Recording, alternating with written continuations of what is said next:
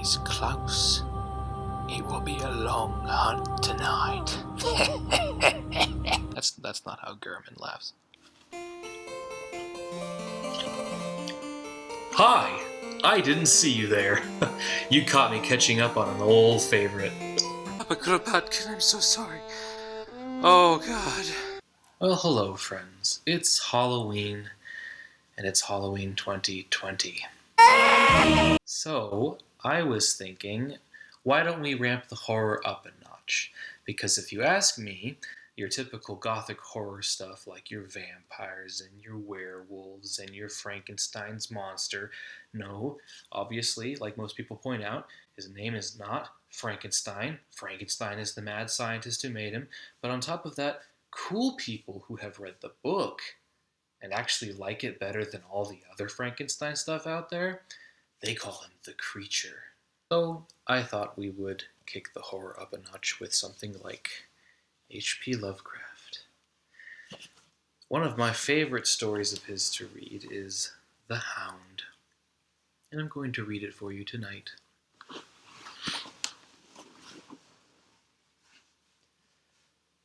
In my tortured ears there sounds unceasingly a nightmare whirring and flapping, and a faint, distant baying, as of some gigantic hound. It is not dream, it is not, I fear, even madness, for too much has already happened to give me these merciful doubts. St. John is a mangled corpse.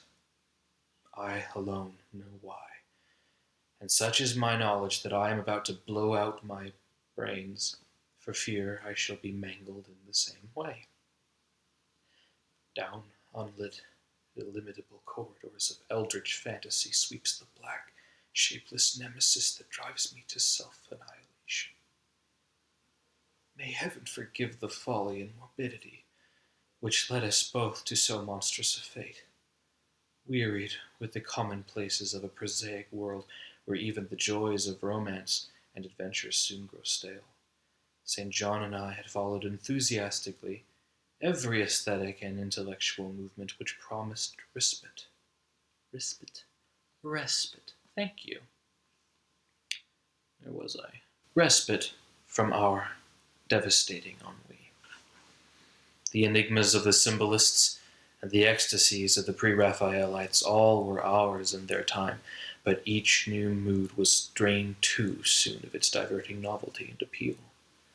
Only the somber philosophy of the decadents could hold us, and this we found potent only by increasing gradually the depth and diabolism of our penetrations. Oh my God! Yes! Baudelaire and Huysman were soon exhausted of thrills, till finally there remained for us only the more direct stimuli of unnatural personal experiences and adventures. It was this frightful emotional need which led us eventually to that detestable course which, even in my present, I fear, I mention with shame and timidity. That hideous extremity of human outrage, the abhorred practice of grave robbing. I cannot reveal the details of our shocking expeditions, or catalogue even partly the worst of the trophies, adopting the nameless museum we prepared in the great stone house where we jointly dwelt, alone and servantless. Our museum was a blasphemous, unthinkable place, where, with the satanic taste of neurotic virtuosi, we had assembled an universe of terror and decay to excite our jaded sensibilities. It was a secret room, far, far underground, where huge winged daemons, carved of basalt and onyx, vomited from wide, grinning mouths, weird green and orange light, and hidden pneumatic pipes ruffled into kaleidoscope dances of death, the lines of red charnel things, hand in hand, woven in voluminous black hangings.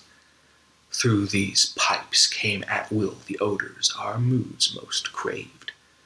Sometimes the scent of pale funeral lilies, sometimes the narcotic incense of imagined eastern shrines of the kingly dead, and sometimes, how I shudder to recall it, the frightful soul-upheaving stenches of the covered grave. Around the walls of this repellent chamber were cases of antique mummies, alternating with comely, lifelike bodies, perfectly stuffed and cured by the taxidermist's art, and with headstones snatched from the oldest churchyards of the world. Niches here and there contained skulls of all shapes and heads preserved in various stages of dissolution. There one might find the rotting, bald pates of famous noblemen and the fresh and radiantly golden heads of a newly buried child. Statues and paintings there were, all of fiendish subjects and some executed by St. John and myself. A locked portfolio bound in tanned human skin. You know what that's a reference to, Lovecraft people? Held certain unknown and unnameable drawings with which it was rumored Goya had perpetrated, but... What? That's weird. Oh, which Goya was rumored had perpetrated, but dared not acknowledge. There were nauseous musical instruments, stringed brass and woodwind, on which St. John and I sometimes produced dissonances of exquisite morbidity and cacodemoniacal ghastliness, whilst in the multitude of inlaid ebony cabinets reposed the most incredible and unimaginable variety of tomb loot ever assembled by human madness and perversity. It is of this loot in particular that I must not speak. Thank God I had the courage to destroy it long before I thought of destroying myself. The predatory excursions on which we collected our unmentionable treasures were always artistically memorable events. We were no vulgar ghouls, but worked only under certain conditions of mood, landscape, environment, weather, season, and moonlight. These pastimes were to us the most exquisite form of aesthetic expression, and we gave their details a fastidious technical care. An inappropriate hour, a jarring light effect, or a clumsy manipulation of the damp sod would almost totally destroy us for that ecstatic titillation, which followed the exhumation of some ominous, grinning secret of the earth. Our quest for novel scenes and piquant conditions was feverish and insatiate. St. John was always the leader, and he it was who led the way at last to that mocking, cursed spot which brought us our hideous and inevitable doom. By what malign fatality were we lured to that terrible Holland churchyard? I think it was the dark rumor and legendary, the tales of one buried for 5 centuries, who had himself been a ghoul in his time, and had stolen a potent thing from a mighty sepulchre.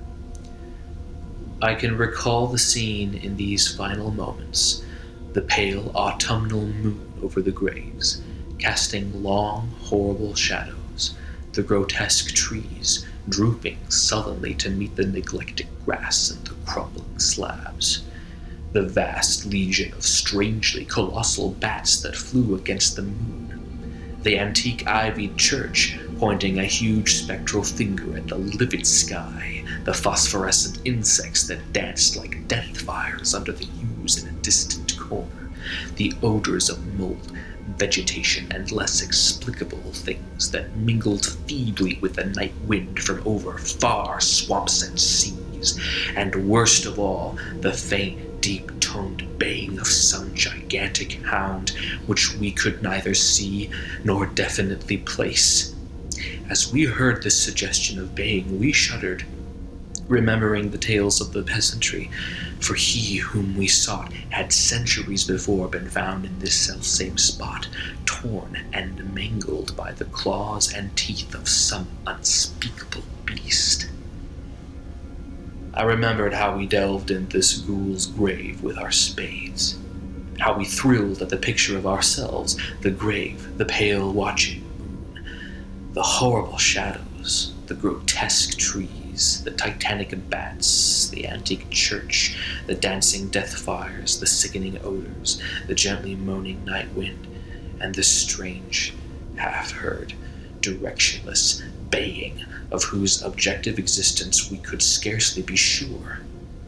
Then we found a substance harder than the damp mold, and beheld a rotting oblong box crusted with mineral deposits from the long undisturbed ground. It was incredibly tough and thick, but so old that we finally pried it open and feasted our eyes on what it held. Much, amazingly much, was left of the object despite the lapse of 500 years.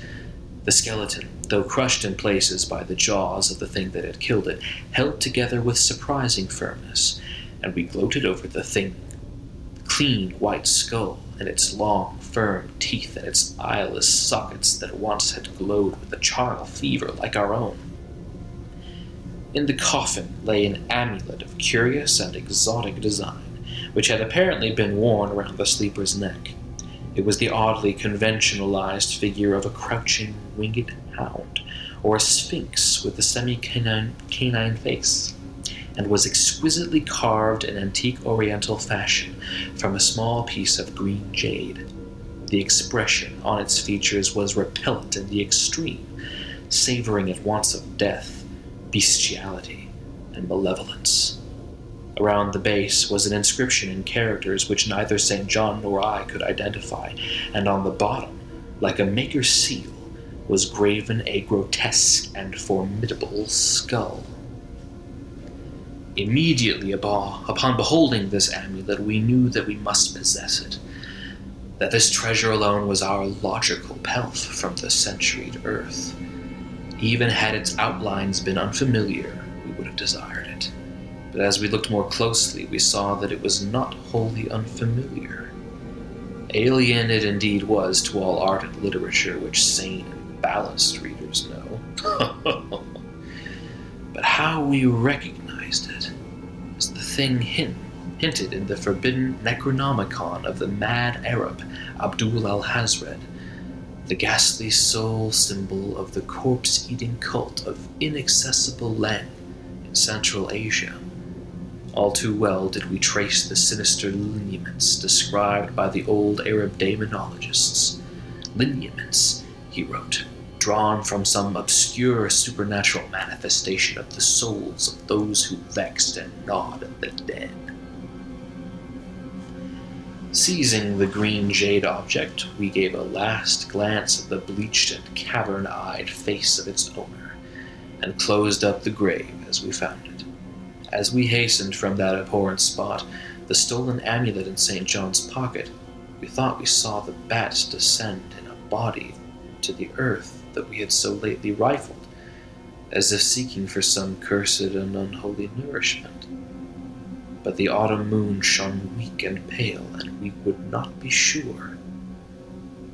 So too, as we sailed the next day away from Holland to our home, we thought we heard the faint, distant baying of some gigantic hound in the background. But the autumn wind moaned sad and wan, and we could not be sure. Less than a week after our return to England, strange things began to happen. We lived as recluses, devoid of friends, alone, without servants, in a few rooms, in an ancient manor house, on a bleak, unfrequented moor, so that our doors were seldom disturbed by the knock of the visitor.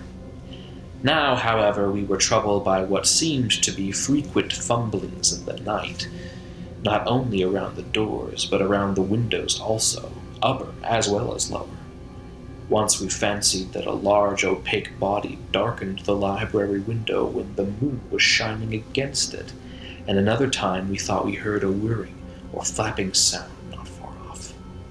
On each occasion, investigation revealed nothing, and we began to ascribe the occurrences to imagination alone, that some curiously disturbed imagination which still prolonged in our ears the faint, far baying we thought we heard in the Holland churchyard. The jade amulet now reposed in a niche in our museum, and sometimes we burned strangely scented candles before it. We read much in Al-Hazred's Necronomicon about its properties, and about the relation of ghouls' souls to the objects it symbolized, and were disturbed by what we read. Then terror came.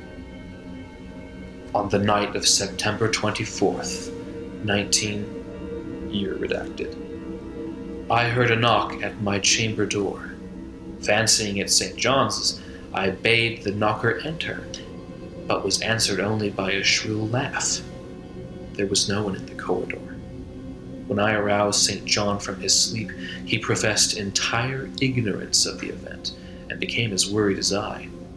It was that night that the faint, distant baying over the moor became to us a certain and dreaded reality. 4 days later, whilst we were both in the hidden museum, there came a low, cautious scratching at the single door which led to a secret library staircase. Our alarm was now divided, for besides our fear of the unknown, we had always entertained a dread that our grisly collection might be discovered. Extinguishing all lights, we proceeded to the door and threw it suddenly open, whereupon we felt an unaccountable rush of air, and heard as if receding far away a queer combination of rustling, tittering, and articulate chatter. Whether we were mad, dreaming, or in our senses, we did not try to determine. We only realized with the blackest of apprehensions that the apparently disembodied chatter was beyond a doubt in the Dutch language. After that, we lived in growing horror and fascination. Mostly we held to the theory that we were jointly going mad from our life of unnatural excitements, but sometimes it pleased us more to dramatize ourselves as the victims of some creeping and appalling doom. Bizarre manifestations were now too frequent to count.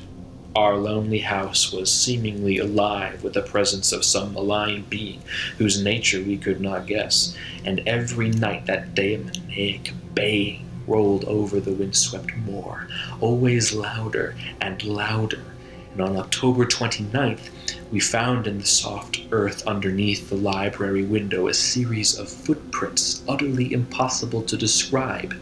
They were as baffling as the hordes of great bats which haunted the old manor house in unprecedented and increasing numbers.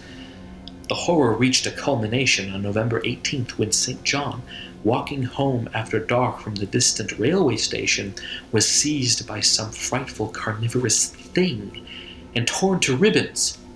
His screams had reached the house, and I had hastened to the terrible scene in time to hear a whir of fangs and see a vague, black, cloudy thing silhouetted against the rising moon.